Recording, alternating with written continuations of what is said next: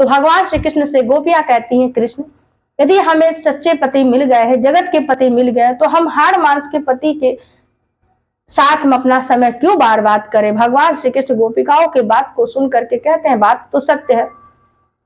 भगवान श्री कृष्ण जब गोपिकाओं के भाव को, समर्पण भाव को देखते हैं तो उनके भाव को समझ जाते हैं और भगवान श्री कृष्ण ने गोपिकाओं के साथ रास लीला करना प्रारंभ कर दिया।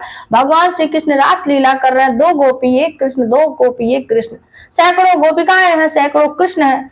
गोपिकाएं बिजली की तरह सफेद स्वच्छ दिखाई दे रही हैं और भगवान श्री कृष्ण श्याम वर्ण के काले काले दिखाई दे रहे हैं। और भगवान श्री कृष्ण गोपिकाओं के साथ रास लीला करना प्रारंभ करते हैं। ऐसो रास रचो वृंदावन, बज रही पायल की झनकार, पायल की झनकार, बज रही पायल की झनकार, ऐसो रास रचो वृंदावन, बज रही पायल की झनकार।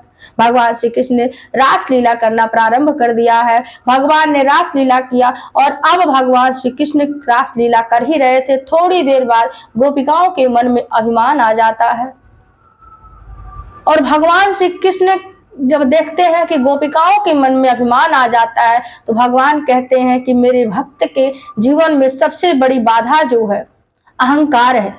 भक्ति लाइन में जो बाधा है सबसे बड़ा अहंकार है। और जब भक्त के जीवन में अहंकार के बीज अंकुरित होने लगते हैं तो वह पौधे में परिवर्तित ना होने पाए, उससे पूर्व मैं उसे उखाड़ करके फेंक देता हूँ।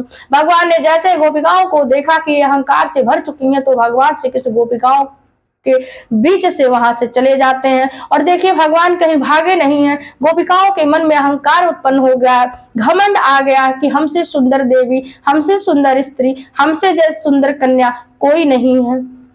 और भगवान श्री कृष्ण वहीं से अंतर ध्यान हो गए। देखिए भगवान का भागने का 2 कारण बताया गया। एक तो है कि गोपिकाओं के मन में अभिमान आ जाता है, दूसरा कारण बताया गया कि भगवान श्री कृष्ण राधा